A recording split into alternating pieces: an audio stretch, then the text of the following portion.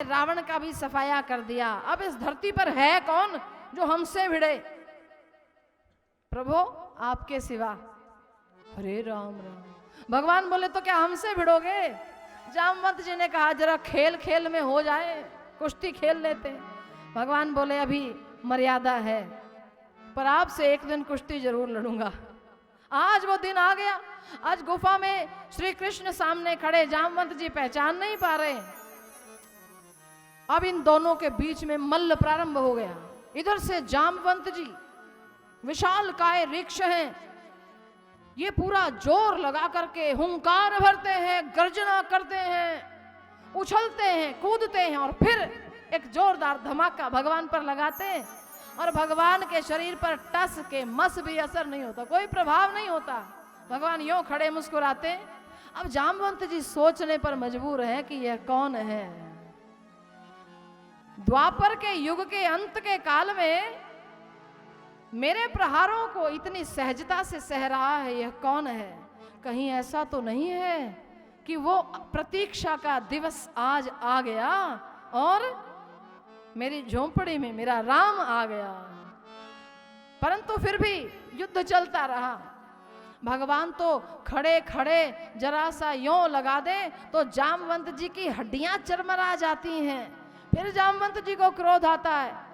12 दिन तक मल्ल युद्ध चलता रहा, दिन रात अनवरत युद्ध चला, रुके नहीं। इधर से घूंसा, इधर से लात, खूब आनंद से युद्ध हो रहा है। बलराम जी पधार गए बाहर,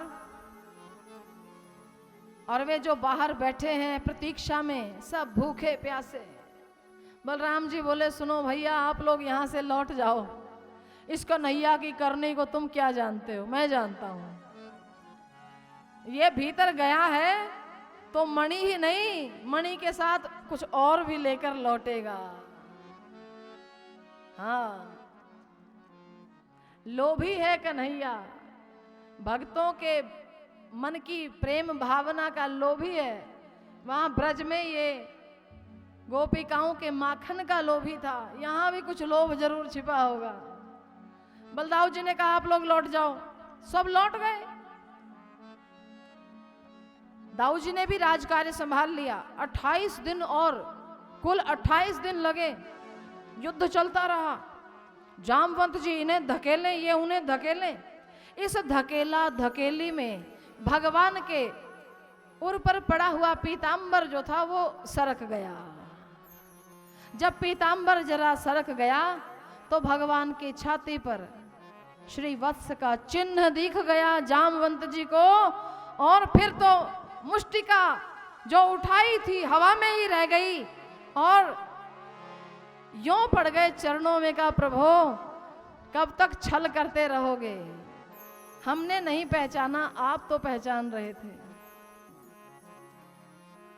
अब ये जितनी तीव्रता से चरणों में गिरे उससे अधिक गति से भगवान ने उठा करके अपने हृदय से लगाया। भक्त और भगवान का सुंदर मिलन हुआ। जब युद्ध चल रहा था तो दूर कोने में खड़ी हुई जामवंत जी की पुत्री जामवती नाम की दूर से देख रही थी। और जब युद्ध का परिणाम सामने आया तो वह समझ गई कि जिस राम की, जिस परात्पर पुरुष की चर्चा मेरे पिता प्रतिदिन करते, इनके घर में रोज राम कथा होती है। इतने युग बीत गए, जामवंत जी केवल राम कथा ही कहते हैं। मेरा राम आएगा वो ऐसा है। जामवती के हृदय के अंदर कथा श्रवण करने के प्रभाव से यह भाव जगा कि वह राम ही मेरा पति है, वही मेरे योग्य है। भगवान को पति भाव से पूजती थी। जामवंत जी कहने लगे यह मेरी पुत्री आपका वरण भी करना चाहती है। यदि आप मेरी पुत्री का वरण कर लो तो ये मणि मैं आपको दहेज में दे दूंगा, अन्यथा तो मणि भैया हमारी है, ये यों नहीं मिलने वाली। भले ही हम झुक गए आपको भगवान मान करके, परंतु मणि हमारी है। तो भगवान ने कहा भैया विवाह भी कर लेंगे, परंतु कोई व्यवस्था तो हो जाए। चलो द्वारिका जी चले, विवाह करेंगे। कहा नहीं नहीं, वहां जाने की आवश्यकता क्या है? कहा हम लोग पशु योनि के हैं, हम पशुओं के अंदर पाणी ग्रहण संस्कार जो है वो कर ग्रहण से ही होता है। पाणी का अर्थ है हाथ, कर का मैं अपनी पुत्री का हाथ आपके हाथ में देता हूं और आप इन्हें अपना बना लीजिए। अब बलदाऊ जी बाहर प्रतीक्षा में खड़े ही थे कि आएगा तो मणि के साथ ऐसा श्याम सुंदर वो भला हमारे स्वप्न में क्यों नहीं आ जाता, हम भी उसका वर्ण क्यों नहीं कर लेते, हम भी संसार के बंधनों से छूट करके उसके क्यों नहीं हो जाते। आइए एक बार दोनों हाथ उठा करके कह दीजिए, श्याम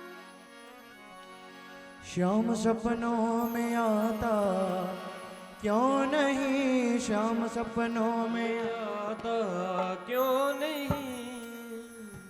आ रहा है, अभी आएगा, आएगा श्याम सपनों में नहीं, यहीं आएगा इसी पांडाल में।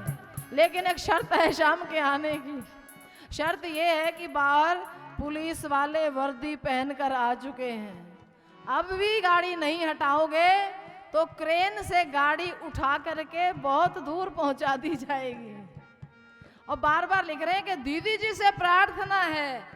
अब हम आपसे प्रार्थना कर रहे हैं, जिस किसी की गाड़ी मार्ग में खड़ी हो कृपया एक बार जाकर हटाएं। अच्छा, तो ये अनाउंसमेंट सुनने में इतने मस्त हैं कि इनको यही नहीं पता कि गाड़ी हमारी ही खड़ी। एक बार एक जगह पर हम अनाउंसमेंट कर रहे हैं कि भाई गाड़ी हटा लो, गाड़ी हटा लो, और वो व्यक्ति सामने बैठा यूं सुनता था ऐसे। हमने सोचा भाई ये तो बड़ा भला आदमी है। अब थोड़ी देर के बाद उस गाड़ी का नंबर लिख के पर्ची हमारे पास आ गई। बोले जी गाड़ी का नंबर बोल दो। अब हमने कहा भाई गाड़ी नंबर ये किसका है, उठो। अब वो बेचारा उठा और कहता है अरे तब से ठहाके लगा रहे हो है? तो ये जो सब हंस रहे हो ना, गाड़ी आप ही की किसी की खड़ी है बाहर, इसलिए याद करो किसकी गाड़ी है।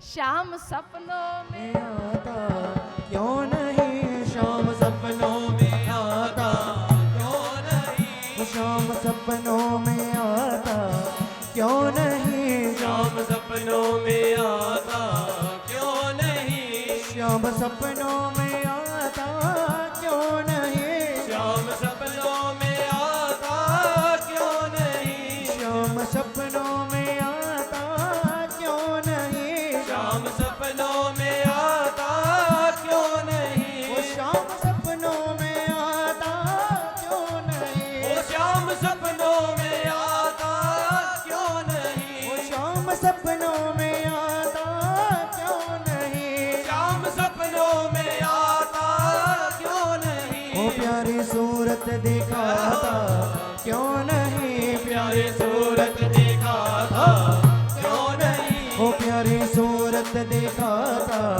क्यों नहीं, प्यारी सूरत दिखाता क्यों नहीं, वो श्याम सपनों में आता क्यों नहीं, श्याम सपनों में आता क्यों नहीं।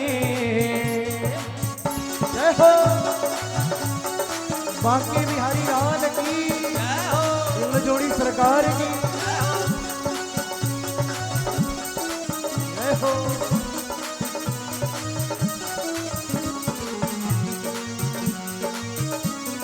जय जय हरि बोल।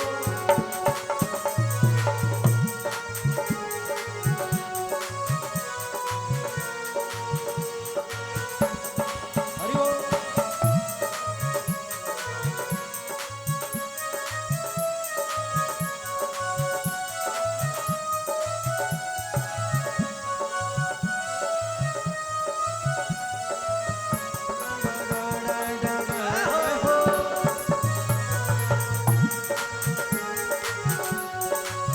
उस सदियों से भटक रहा दर दर पर, सदियों से भटक रहा दर दर पर, सदियों से भटक रहा दर दर पर, सदियों से भटक रहा दर दर पर, सदियों से भटक रहा दर दर पर, ओ सदियों से भटक रहा दर दर पर, सदियों से भटक रहा दर दर पर, सदियों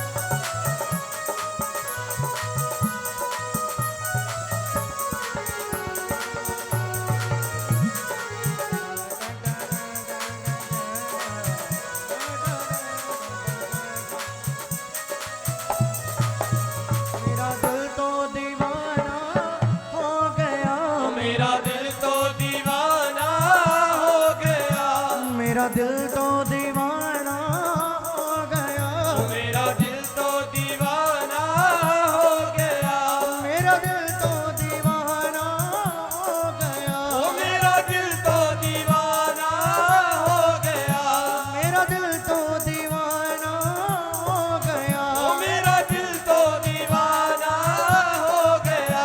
मुझे दिल से लगा तो क्यों नहीं, मुझे दिल से लगा क्यों नहीं, मुझे दिल से लगा तो क्यों नहीं, मुझे दिल से लगा था क्यों नहीं, वो शाम सपनों में आता क्यों नहीं, वो शाम सपनों में आता क्यों नहीं, वो शाम सपनों में आता क्यों नहीं, वो शाम सपनों में आता क्यों नहीं, शाम सपनों में आता क्यों नहीं, वो शाम सपनों में आता क्यों नहीं, वो शाम सपनों में आता क्यों नहीं, वो शाम सपनों में आता क्यों नहीं, वो मुझे दिल से लगाता क्यों नहीं, मुझे से लगा था क्यों नहीं, वो शाम सपनों में आता क्यों नहीं, शाम सपनों में आता क्यों नहीं, वो शाम सपनों में आता क्यों नहीं, शाम सपनों में आता क्यों नहीं, शाम सपनों में आता क्यों नहीं, शाम सपनों में आता क्यों नहीं, वो शाम सपनों में आता क्यों नहीं, शाम सपनों में आता क्यों क्यों नहीं। जय जय श्री राम, जय जय श्री राम। अच्छा, हाथ ऊपर उठाए रखिए, सभी उठाइए, जोरदार ताली बजाएंगे। परंतु रुकिए रुकिए, पहले कारण जान लीजिए। आपके मध्य में कथा पांडाल में हिमाचल प्रदेश के राज्यपाल महामहिम आचार्य देवव्रत जी पधार गए हैं। ये परम सौभाग्य की बात है। गवर्नर हिमाचल प्रदेश आचार्य देवव्रत जी, कुरुक्षेत्र में इनका गुरुकुल विकास की बुलंदियों को छू रहा है। प्राकृतिक कृषि, प्राकृतिक रूप से कृषि करने का कार्य इन्होंने उस चोटी, उस शिखर तक पहुंचाया है कि उसको देखने के लिए विदेशों से वैज्ञानिक आते हैं। और कोई कोई व्यक्ति अपने कर्तृत्व से महान होता है, कोई व्यक्ति अपने व्यक्तित्व से महान होता है, परंतु ये अपने कर्तृत्व और व्यक्तित्व दोनों से महान है। और आपका हम परम स्वागत करते हैं। आपने हमारा सौभाग्य बढ़ा दिया। आपके पधारने पर बहुत बहुत भूरी भूरी प्रशंसा और आशीष। भगवान के सुंदर विवाहों का और उनके परिवार के विस्तार का यह कथानक हम श्रवण कर रहे हैं। सर्वप्रथम देवी रुक्मिणी को सौभाग्य प्राप्त हुआ। तत्पश्चात जामवती जी, जामवंत जी की कन्या, अभी आपने कथा श्रवण करी। लौट करके भगवान ने वह मणि, भगवान अपने ऊपर लगे चोरी के लांछन से विमुक्त होने के लिए मणि ला करके सत्राजित के हाथों में प्रदान कर, लो भैया, यह मणि वह है जो आपकी चुराई गई थी। सारी द्वारिका नगरी सत्राजित को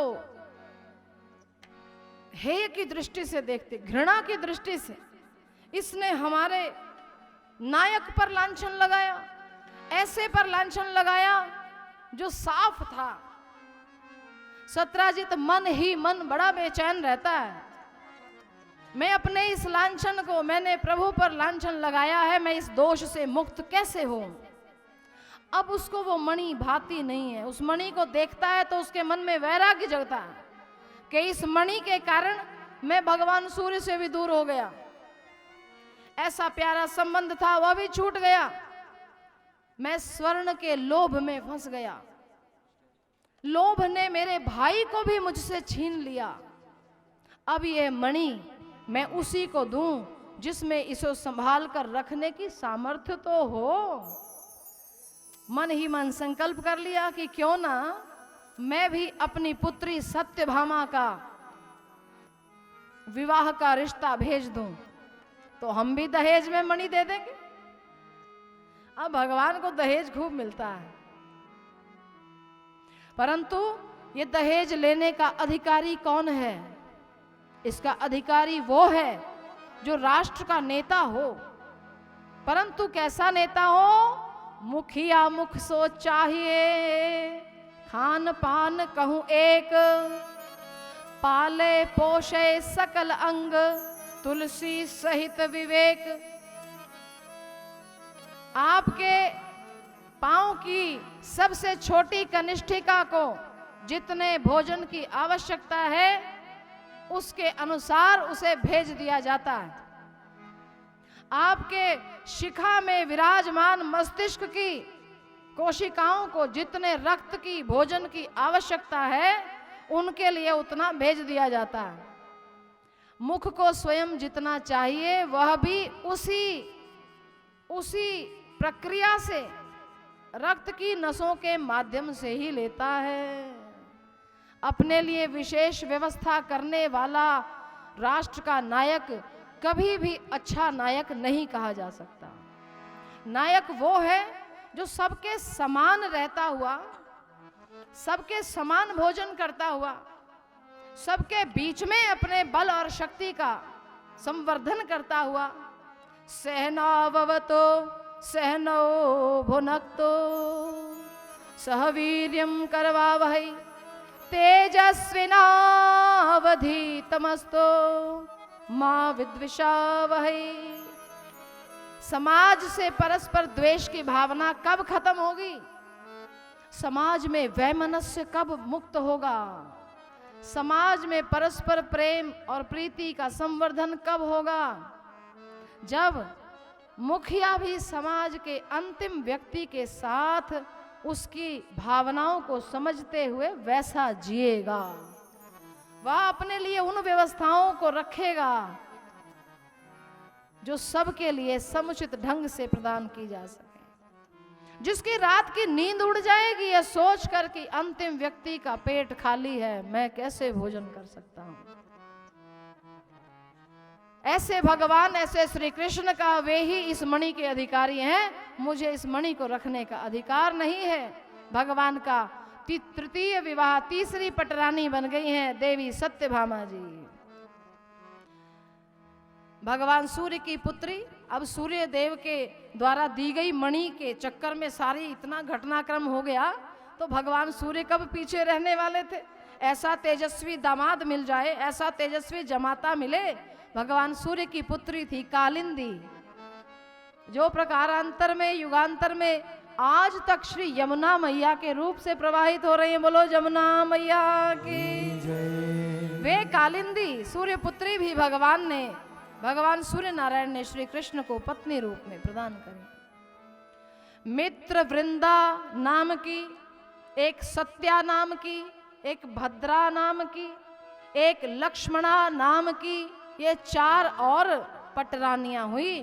कुल 8 पटरानियां भगवान श्री कृष्ण के गृहस्थ को सुशोभित करती हैं। मैंने आपको पहले निवेदित किया था, भगवान पति है। नारी व पुरुष के भेद से कथा को श्रवण नहीं करना। वह जीवात्मा का पति है। पति होता है पतनात् त्रायते। जब हमारी आत्माओं का पतन होने लगता है तब वो कृष्ण आकर के संभालता है, तभी वो हमारा पति हो जाता है।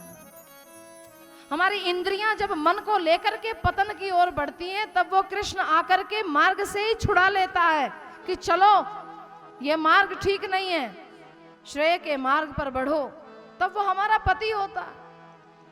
भौमासुर नाम के एक दैत्य ने 16,000 राजवंश की कन्याओं को चुरा करके अपने महलों में बंदी बना के रखा है। भगवान को समाचार मिला तो भगवान पति हैं, वे किसी का यों पतन नहीं होने देंगे। असुर की कैद में वे अबला बालाएं हैं, भगवान ने जाकर के भौमासुर का वध किया, 16,000 कन्याओं को बंधन से मुक्त करा करके और सम्मान सहित एक एक कन्या को छोड़ने, उस समय अमित रूप प्रगटे ते ही काला, भगवान ने अपने 16,000 रूप बना लिए और एक एक कन्या के पीछे चलते हुए कहा मैं अनुगमन करूंगा, आप आगे चलो, अपने पिता के घर तक मुझे ले चलो। एक एक राजकन्या को भगवान उसके पिता के घर छोड़ने के लिए गए, परंतु जो संसारी पुरुष होते हैं वे देह दृष्टि से इस संसार को देखते हैं। उच्च भावनाओं में, उत्तम रीतियों में जीने वाले कोई कोई हुआ करते हैं। इनके पिताओं ने कहा अरे कलंकिनियों, असुर की कैद में रह करके आई हो, जाओ वहीं चली जाओ, हम अब तुम्हारे कुछ नहीं लगते। यदि हमने तुम्हें स्वीकार किया तो समाज हमारा हुक्का पानी बंद कर देगा। आप कल्पना करें उन राजकुमारियों पर, उन अबला बालाओं पर, उनके सत्व पर क्या प्रभाव पड़ा होगा। उन सभी ने दया भरे हुए नेत्रों से, त्रास भरे हुए नेत्रों से, आंसू भरी आंखों से किसकी ओर देखा? बोलो, आपकी ओर देखा कि हमारी ओर देखा? ना, ये संसार की ओर देखने की स्थिति नहीं है।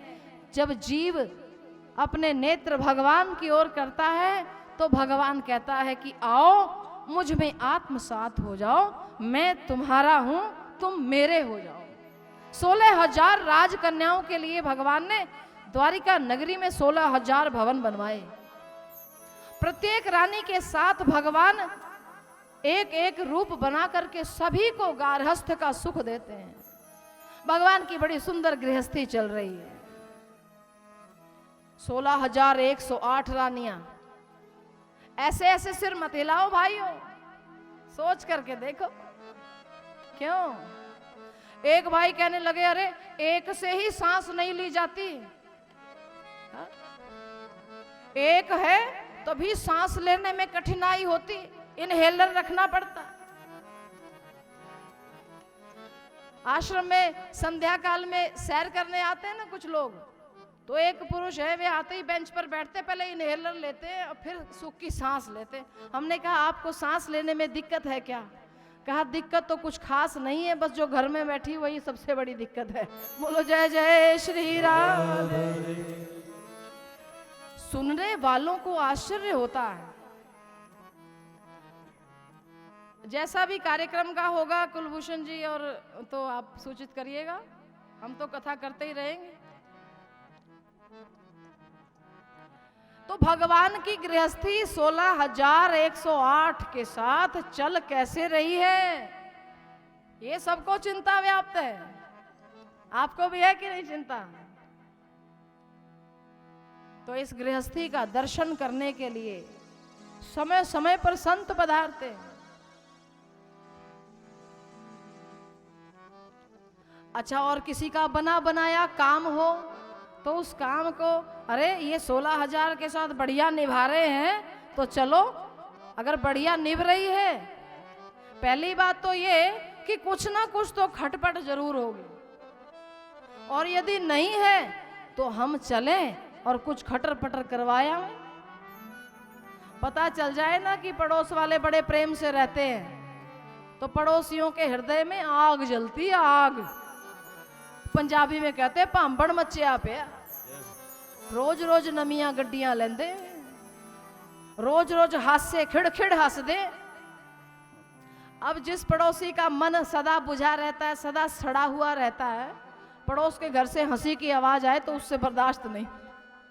कहा हिड़ हिड़ हंस दे, सानू दस दे, मैं आग लगाऊं।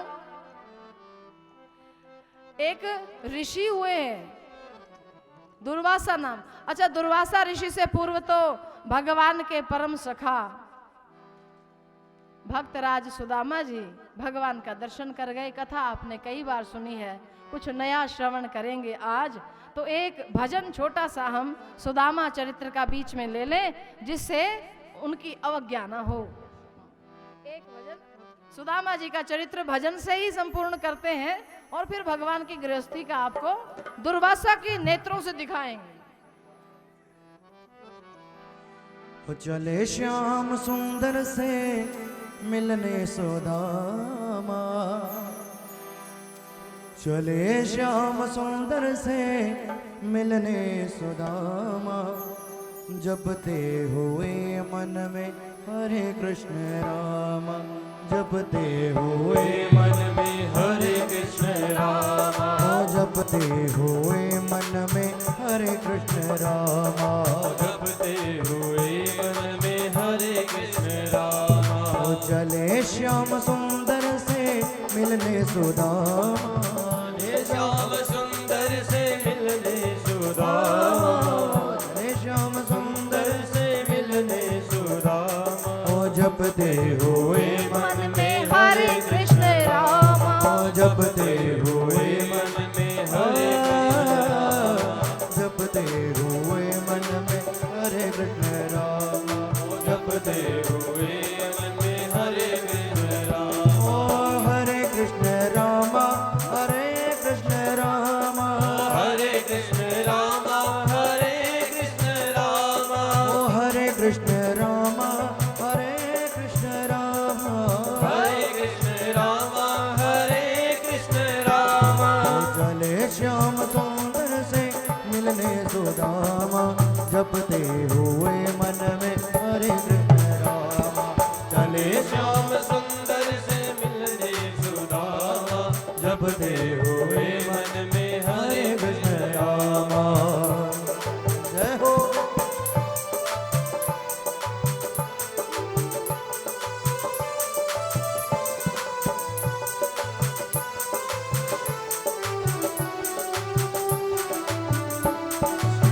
हरि बोल।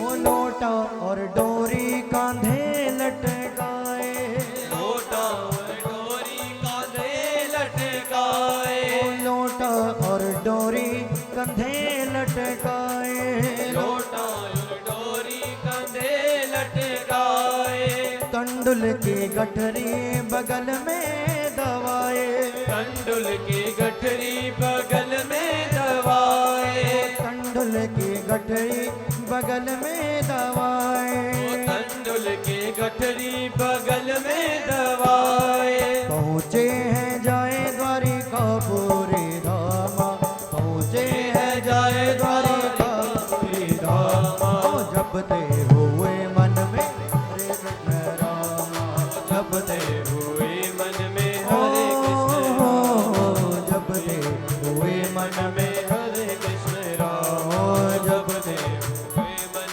में हरे कृष्ण राम, ओ हरे कृष्ण रामा, हरे कृष्ण रामा, हरे कृष्ण रामा, हरे कृष्ण रामा, हरे कृष्ण रामा, हरे कृष्ण रामा, हरे कृष्ण रामा, हरे कृष्ण रामा। चले श्याम सुंदर से मिलने सुदामा, जपते हुए मन में हरे कृष्ण रामा, चले श्याम सुंदर से मिलने सुदामा, मन में हरे कृष्ण रामा। जय हो।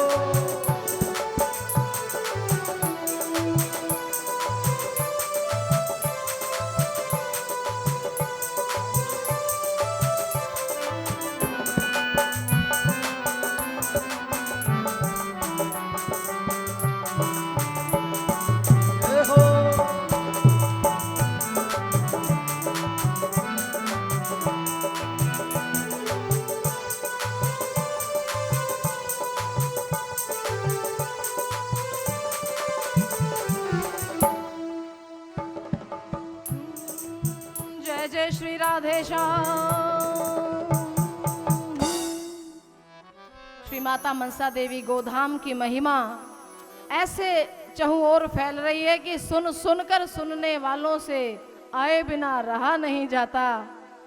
हरियाणा सरकार के राज्य मंत्री श्री नायब सिंह सैनी जी भी हमारे मध्य में आ गए, मेरे बड़े प्रिय भ्राता हैं।